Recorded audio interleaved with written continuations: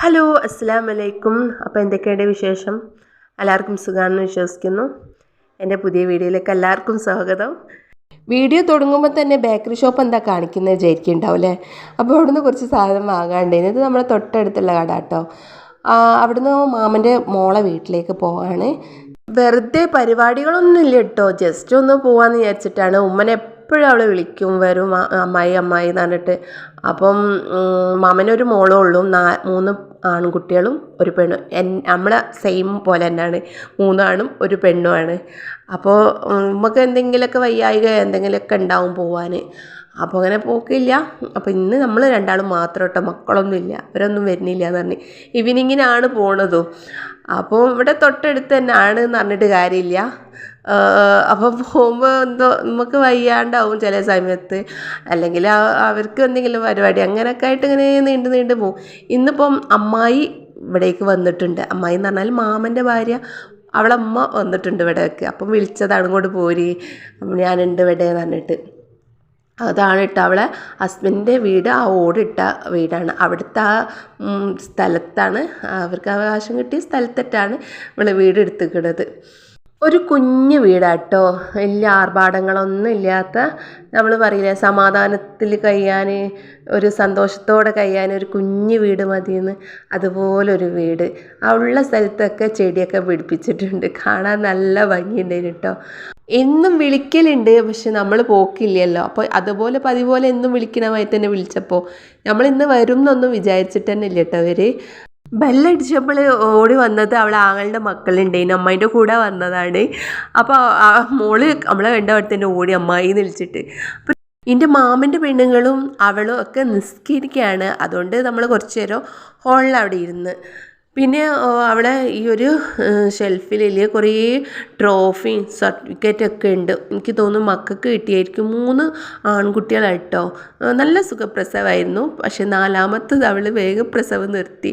കാരണം ഇനി ആൺകുട്ടിയാണെങ്കിലോ എന്നുള്ളൊരു പേടിയിൽ, എന്തോ എനിക്കറിയില്ല. അവൾക്കും അതുപോലെ 3 ആങ്ങളമാരാണ്, അവളൊരു പെണ്ണാണ്. പക്ഷെ അവൾ ഒരു 4മത്തെ പെൺകുട്ടിക്ക് കാത്തു നിൽക്കാതെ പ്രസവം നിർത്തിക്കാൻ. എന്തായാലും അത്രേ ഉള്ളൂ. പഠിച്ചത് ഞാൻ ഹെയറാക്കി കൊടുക്കട്ടെ മക്കൾക്ക്. അവൾ ആ നിസ്കാര പയലിൽ തന്നെ ഒന്നും കൂടി ഉണ്ട് എന്ന് പറഞ്ഞപ്പോൾ അവിടെ നിന്ന് നമുക്ക് വേഗം ജ്യൂസും കാര്യങ്ങളൊക്കെ എടുത്തു തന്നിട്ടോ. അപ്പോൾ അമ്മായിനെ കണ്ടപ്പോൾ ഭയങ്കര വെപ്രാളം, ഒന്നുകൊണ്ടൊന്നല്ല, കാരണം അവൾക്ക് ഭയങ്കര ഇഷ്ടമാണ് എൻ്റെ ഉമ്മനെ. ഉമ്മക്കും അതുപോലെ തന്നെ അവളെ ഭയങ്കര ഒരു ഇഷ്ടമാട്ടോ. കാരണം അവളൊരു പ്രത്യേക ക്യാരക്ടറാണ്, അധികം ജഗബോഗമൊന്നും ഇല്ലാതെ ദേഷ്യം പിടിക്കാത്തൊരു. ഇപ്പം എങ്ങനെയാണെന്ന് എനിക്കറിയില്ല, കാരണം കല്യാണം കഴിഞ്ഞ് മക്കളായി ചേഞ്ചസ് ഒക്കെ വന്നിട്ടുണ്ടാവല്ലോ. അപ്പോൾ ഇപ്പോഴെങ്ങനെയാണെന്നൊന്നും അറിയില്ല കേട്ടോ.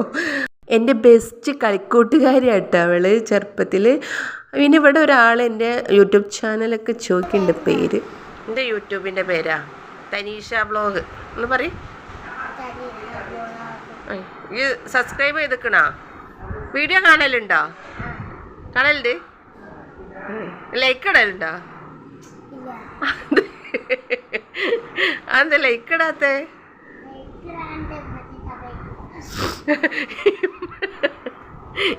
ലൈക്ക് ഇടാൻ പറ്റി സമ്മതിക്കൂല എൻ്റെ അമ്മക്കല്ല. ലൈക്ക് ചെയ്യാൻ അറിയില്ല, ലൈക്ക് ചെയ്യണം കേട്ടോ. അമ്മച്ചിനോ പറയണേ, അമ്മച്ചി ചെയ്യലുണ്ടല്ലോ, ഒക്കെ അറിയായിട്ടാ. ഇവിടെ അമ്മായി ചെടികൾ പരിശോധന നടത്തുന്നുണ്ട്. കുറേ ചെടി ഉണ്ടായിരുന്നു. ഇപ്പോൾ കുറേ ആയിട്ട് അവൾ നോക്കണില്ല എന്ന് പറഞ്ഞ്.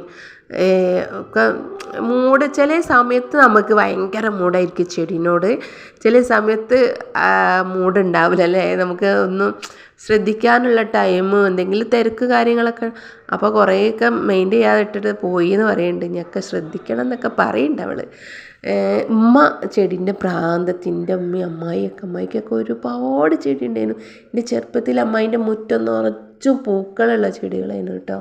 നല്ല രസമായിരുന്നു.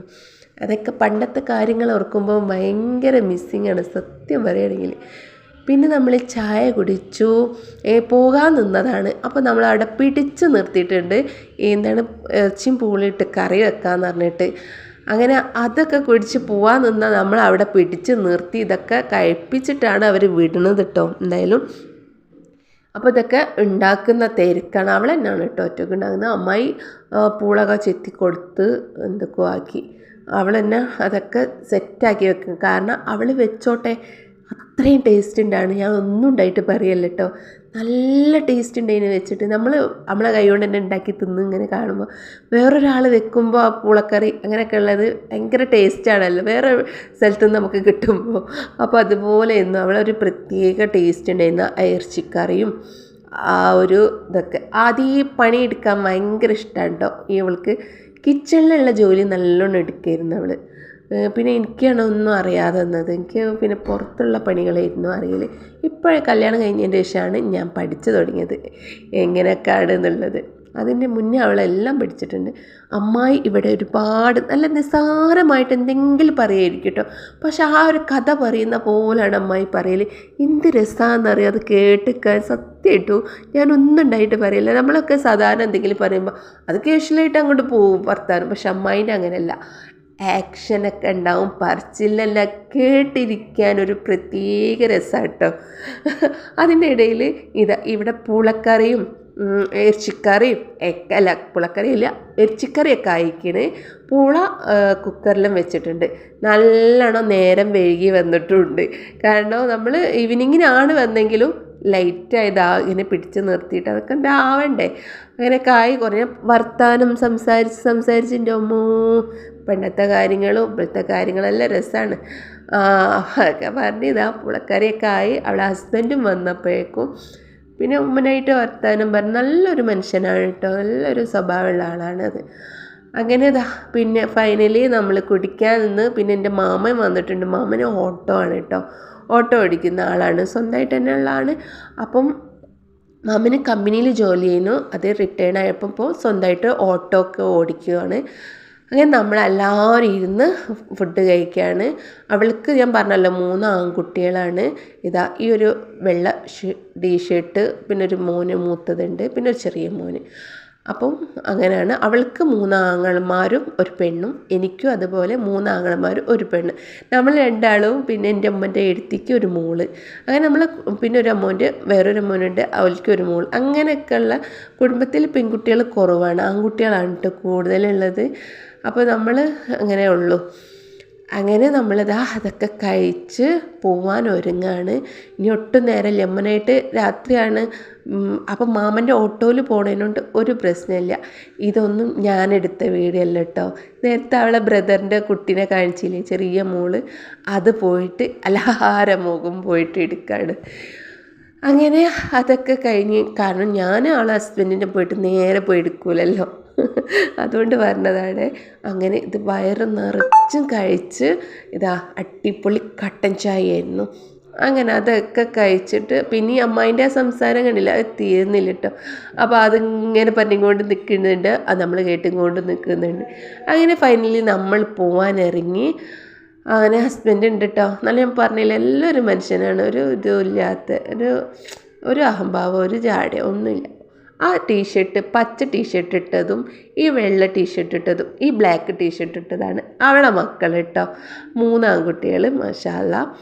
അങ്ങനെ അവിടുന്ന് ഒക്കെ റാഹത്തായി ചായയും വെള്ളവും എന്ന് പറഞ്ഞാൽ എല്ലാം കുടിച്ച് നമ്മൾ പോവാണ്. ഇനി ഒരു ദിവസം വരാമെന്നുള്ള ലെവലിൽ. അങ്ങനെ അപ്പോൾ ഇക്കാക്ക വണ്ടി എടുക്കാൻ പോയിട്ടുണ്ട്. അമ്മായി നമ്മളെ കൂടെ തന്നെ വരാം കേട്ടോ, ഓരോ വീട്ടിലേക്ക് പോവാണ്. പിന്നെ ബ്രദറിൻ്റെ മക്കളൊക്കെ നിൽക്കാമെന്ന് പറഞ്ഞ് വന്നതാണ്, അവരൊക്കെ വരാണ്.